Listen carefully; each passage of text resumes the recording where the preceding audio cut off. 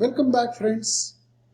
In this quarter, we are going to deal with spatial theory of relativity. I would like to begin this discussion the way time scale has seen the progress. Beginning of science and philosophy in Athens. It all started with the first philosopher our civilization has seen, Socrates. First, the emergence of philosophy and science in Athens after around 450 BC, that is before Christ. It all began with Socrates, who was born in 469 before Christ, that is 469 years before the birth of Christ. Socrates was a true philosopher, a lover of wisdom, who tried to elicit the truth by what has become popular as Socratic methods. Aristotle, another giant in the early era, born in 384 BC in Macedonia. Aristotle's father was a family physician of King Philip of Macedonia.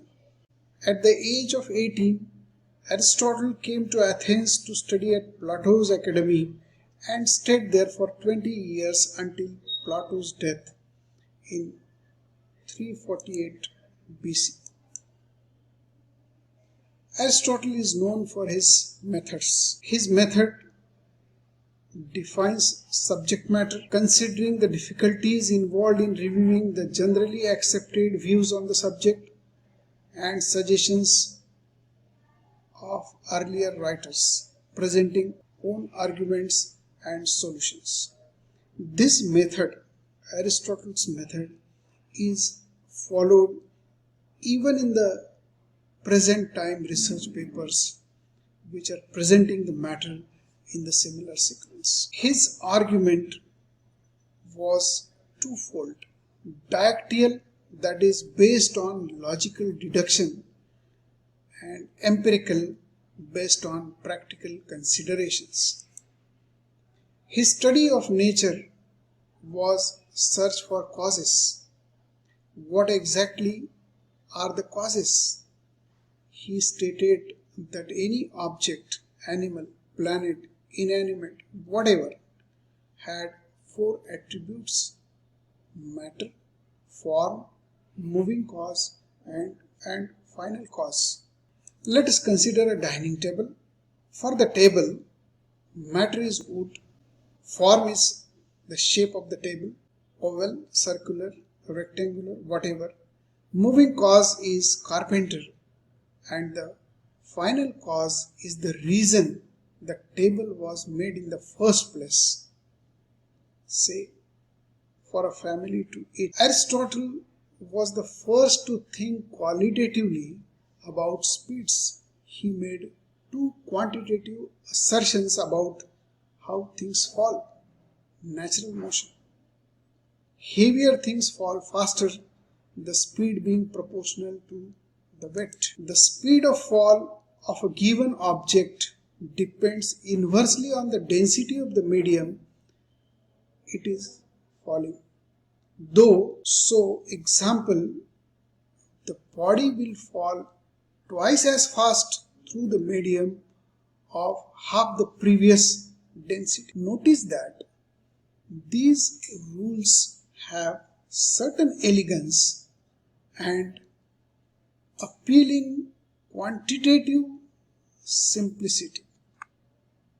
Aristotle held that there are two kinds of motion for inanimate matter: natural motion and unnatural motion. Unnatural or violent motion is when something is being pushed, and in this case, speed of the motion is proportional to the force of the push. Natural motion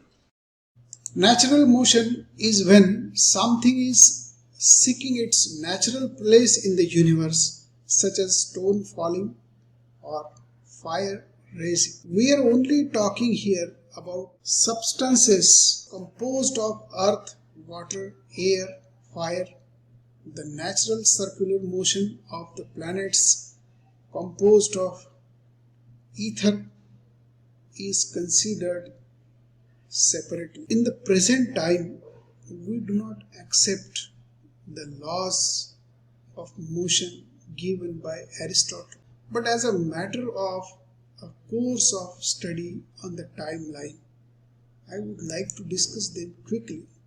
For the natural motion of heavenly objects falling to earth, Aristotle asserted that speed of fall was proportional to the weight and inversely proportional to the density of the medium. Actually, these views of Aristotle did not go unchallenged even in ancient Athens.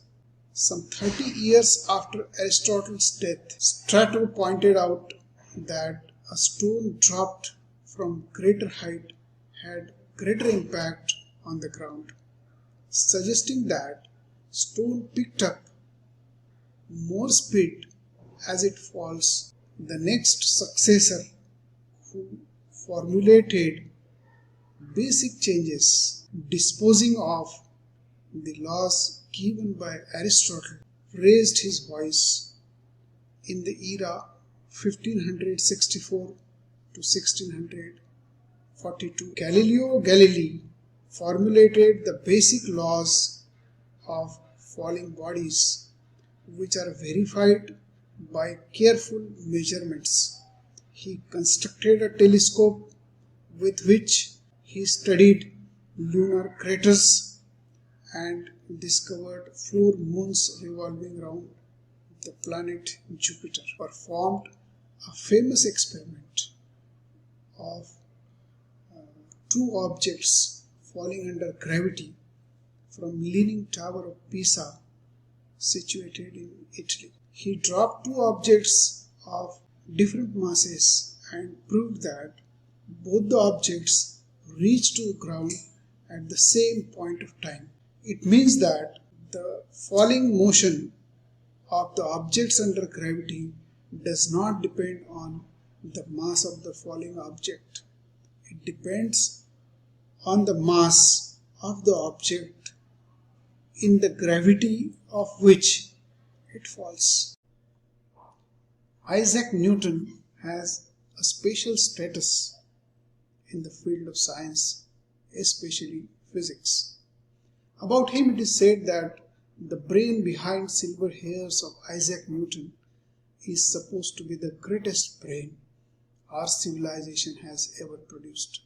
Later on, after Einstein's theory, his theory is scrapped, but it is not scrapped in that way. It is still inevitable. He has given fundamental definitions in his famous book Principia Mathematica, published in his region. Now let us go through a couple of definitions by Isaac Newton which are inevitable. Time, absolute, true and mathematical time of itself and from its own nature flows equably without relation to anything external. So in short, I would say time flows equably without relation to anything external. Space, absolute space in its own nature without relation to anything external remains always similar and immovable.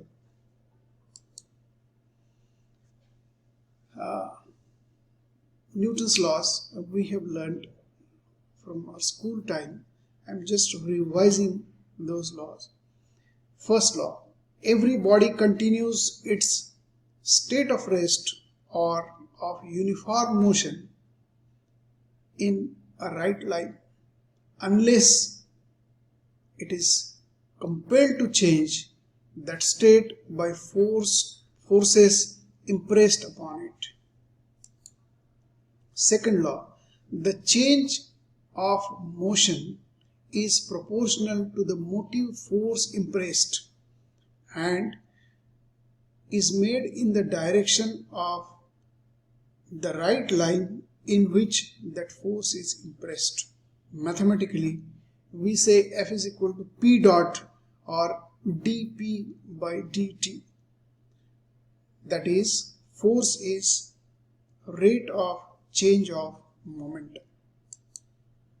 The third axiom, third law, to every action there is always a post and equal reaction, or the mutual actions of two bodies upon each other are always equal and directed in opposite directions or directed to contrary parts.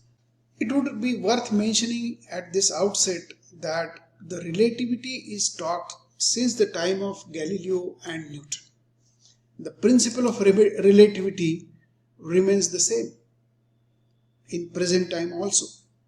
The principle of relativity in simple words is just an assertion that the laws of physics appear same in all different freely moving frames of references. Now we have to understand the meaning of freely moving frames. A frame which is moving is free from the force. As there is no force, there is no acceleration. In other words, as there is no force, the velocity involved remains constant. So this is a technical thing. We are going to use a technical word for that. That technical word is inertial frame. Inertial frame is essentially a freely moving frame. No force is acted upon such a frame. In other words, it is a non-accelerated frame of reference. A set of inertial frames for observations formulates a subject known as spatial relativity. Now, our subject spatial relativity is restricted to inertial frames only, wherein no force is acting, no acceleration is taking place. On contrary, it is worth mentioning that the velocity remains constant. If you solve the simple differential equation f equal to 0, then the solution of that differential equation leads to v equal to constant. Galilean transformations. Ordinarily, for Galilean transformations, we consider two frames of references S and S dash. Here, we purposefully consider the frame S to be stationary with respect to us and frame S dash to be moving with uniform velocity along x-axis. We restrict this motion to x-axis at the beginning so that the involved mathematics is simple and the transformation equations are elegant. Later on, we can generalize this motion. Now, if we consider that at t equal to 0 in frame S and t dash equal to 0 in frame S dash, we switch the clocks on, and at that time the origins O and O dash of these two frames coincide with each other. Now, if we make an attempt to begin the motion of S dash with respect to S at t equal to t dash equal to 0, it will create a small contradiction that acceleration will take place and the definition of inertial frame will be violated. To avoid this conflict, we shall consider that S dash is uniformly moving along x direction, and at one point of time it crosses the frame S, and at that time we switch our clocks on for our measurements. And at that point, both the clocks start ticking at the same rate. We preferably consider that both the clocks are of identical make so that the ticking interval exactly synchronizes. After lapse of some time, say t, the frame S dash will have location Vt. v is the velocity with which frame S dash is moving along x direction, and the axis x and x dash, they coincide, whereas y and y dash are parallel. Similarly, z and z dash, which is perpendicular to the plane of the screen, they are also parallel. In time t, v into t will be the distance travelled by the origin of frame S dash with respect to origin of frame S, and this is the only thing that is taking part.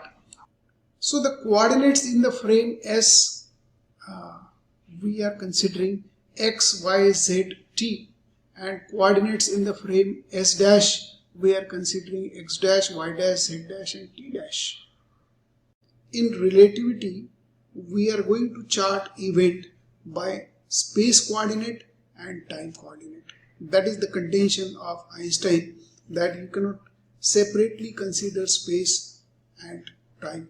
They are to be considered together, and we are starting that contention in Galilean transformation itself, and it will be meaningfully explored while we'll deal with Lorentz transformation. Now, event is charted by coordinates x, y, z, t in frame S. So x is the distance of the event from origin. Similarly, t is the time when that event takes place. So by definition, event is space-time coordinate. Now this is x, and we have seen time which flows equably and has nothing to do with happening anything around it. So that definition of Principia Mathematica, wherein Isaac Newton has defined time, t dash is equal to t.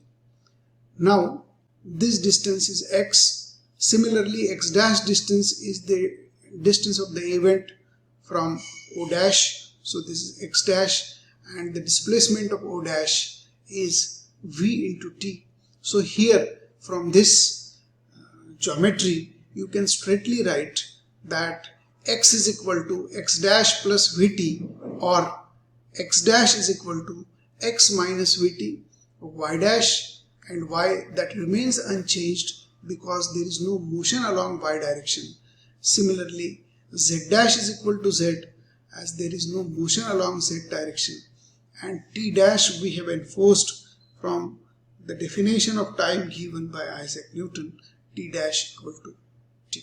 Now, in the recap, here I have written the transformation equation that we have raised from the geometry that we understand, and making a small differentiation, we can state dx dash is equal to dx minus v dt. Here v is treated being a constant, and that is the definition of inertial frame of reference, and all inertial frames of references, they are considered for study in the subject called spatial theory of relativity, and therefore this differentiation encompasses our definition of inertial frame, and dt dash equal to dt, that's the another definition which on differentiation gives a pair of relevant equations as appearing on the screen. Out of differentiation of the Galilean transformation equations, we have two meaningful equations. The first one is dx dash equal to dx minus v dt, and the another one is dt dash equal to time interval in frame S dash is exactly same as time interval in frame S. Now we shall divide first equation by the letter. So dx dash by dt dash is equal to dx by dt minus v times dt upon dt. So that amounts to unity. So here we have dx dash by dt dash, that is rate of change of displacement in frame S dash. So we can call this as velocity in frame S dash. So let us assign a variable ux dash, that is x component of velocity in frame s dash, that is equal to x component of velocity in frame s minus v. So this is a very usual kind of equation which we have used from 7th standard when we were dealing with working out problems to trains traveling with so and so speed in opposite direction or in same direction, then what will be the speed of crossing and all that. So there we have considered this formula of addition of velocities or subtraction of velocities depending on the situation. Now again we can create differentiation of this equation, velocity being constant. Here you can look at this equation. Differentiation of this equation will be du dash x equal to du x. Derivative, the variation in v will be 0. So we can divide this equation again by dt dash equal to dt, and we encounter with another equation ax dash. By definition, this is acceleration in frame s dash along x direction, as it is derivative of ux dash with respect to t dash. Now acceleration in frame s dash along x-axis is equal to acceleration in frame s along x-axis. Similarly, we can generate two more equations as ay dash equal to ay and az dash equal to az, and then you can summarize the three acceleration equations in a vector form as a dash equal to a. Moreover, the meaning of mass does not change in two frames. Whether you are boarding a train moving with uniform velocity along a particular direction and you weigh 70 kg, it will be same in frame S. This is in our perception because Newtonian physics is the way of thinking and way of realizing things, and because of that we can make a more generalized statement a dash equal to a as f dash equal to f. It means that the Newton's law F equal to ma, or force is the rate of change of momentum, is generalized in the form that it remains same for both the observers, one who is traveling in frame s dash with respect to s. The meaning of the Newton's law, second law, is same for both. We are having at a very tricky thing that we have started with a freely moving frame of reference. That freely moving frame of reference we have called as an inertial frame of reference, where no force is acting and the objects are freely moving, but the resistance involved we have considered zero.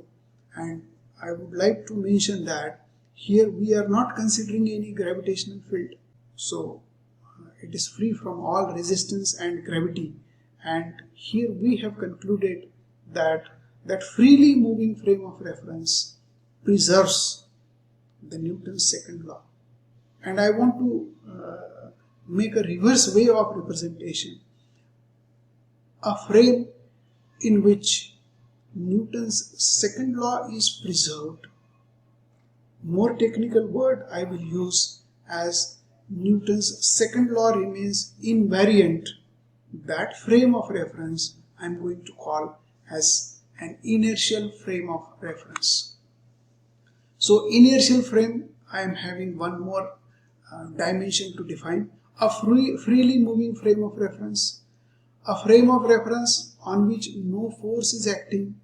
It is a non-accelerated frame of reference, and a set of inertial frames for observation formulates a subject called special relativity, that frame preserves Newton's second law. So this is a technical definition now of inertial frame, a frame that preserves Newton's second law. Under Galilean relativity, if Newton's law works on a platform, it works on uniformly moving train. And then you cannot use Newton's law to judge whether you are in moving frame of reference or in a stationary frame of reference. Most of the physics laws of Newtonian mechanics are preserved under Galilean transformation. However, Maxwell's four laws, they are not invariant under Galilean transformation equations. Now, let us go for high-speed test of Galilean transformation equations. 100 km per hour, if you convert into meter per second, what you will have to do, you have to replace this kilo by 10 power 3 and hour by 60 minutes, that each minute is of 60 seconds. So in the numerator you have 60 into 60. So that amounts to 27.77. The speed of aeroplane is 800 km per hour, and if you convert it into meter per seconds, it will be 222.22 meters per second. If you are talking about a supersonic spaceship Concorde developed by United States of America, it travels double the speed of sound. The speed of sound in normal temperature and pressure conditions is 336 meters per second. Twice that will be 672 meters per second. The speed of light is approximately 3 into 10 power 8 meters per second. Electromagnetic force that is capable to impart such a high speed is 10 power 39 times larger than gravitational force. So until the discovery of electron, we could not have any methodology to have a high-speed test of Galilean transformation.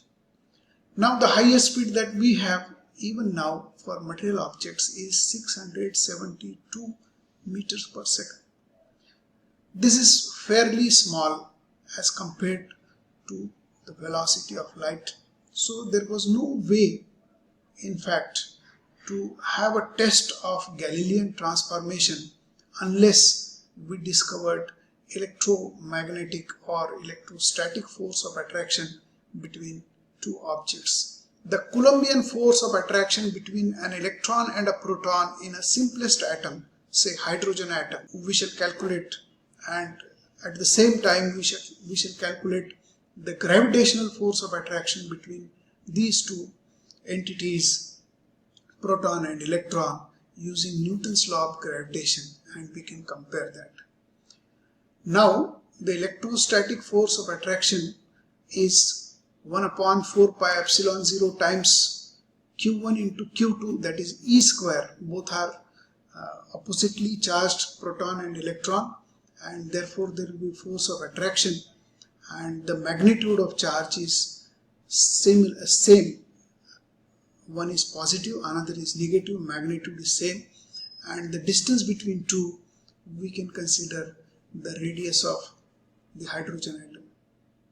So it comes to be 8.19 into 10 power minus 8. Similarly, the gravitational pull by Newton's law of gravitation, which is proportional to product of masses and inversely proportional to square of the distance times the gravitational constant, this leads to the value 3.69 into 10 power minus 47. And if you take ratio of these two forces, the electric force is 2.21 into 10 power 39 times stronger than gravitational force. So gravitational force is quite weak as compared to the electric force. Here we have used charge on electron as 1.6 into 10 power minus 19, and radius of the hydrogen atom as 5.3 into 10 power minus 11 meters, that is 53 angstroms. The value of gravitational constant is 6.672 into 10 power minus 11. Mass of electron is 9.11 into 10 power minus 31, and mass of proton as 1.67 into 10 power minus 27. So for high speed test, we have electron at our disposal and E into V. If V is the accelerating potential and E is charge on electron, then that imparts kinetic energy 1 by 2 mv square equal to E into V. And simplifying this equation, we can write velocity after acceleration equal to under root of 2ev upon m, where V is the accelerating potential. E is charge on electron and m is mass of electron. This E by m, which we call specific charge on electron, this is a wonderful quantity which takes us to speeds comparable to speed of light. Then an experiment was performed wherein people calculated velocity of the electron and accelerating potential. So these being nasty numbers, we take logarithm on both the numbers and try to plot the graph, and here you can see that as the accelerating potential increases, the velocity of the object goes on increasing, and the theoretical equations which are based on Newtonian mechanics, they are appearing here. The calculation tracks you to this curve, whereas actually people measured the velocity of the electron and they found that the velocity of the electron saturates beyond 1 million volt accelerating potential, and as the accelerating potential is further increased, the deviation in your calculation goes on becoming wider, making your theoretical prediction worst as compared to the practical finding. So here, after 1 million volts accelerating potential, the deviation starts taking place. Below that, the things are perfectly okay. So in earlier era, no one was able to go in this regime of velocity, in this regime of acceleration, which is caused by 1 million volt potential difference. Therefore, the Galilean transformations were not tested in high speed limits. When this experiment was performed, people were not able to explain what is happening. Later on, the explanation appeared after the Einstein's paper in 1905 on special theory of relativity.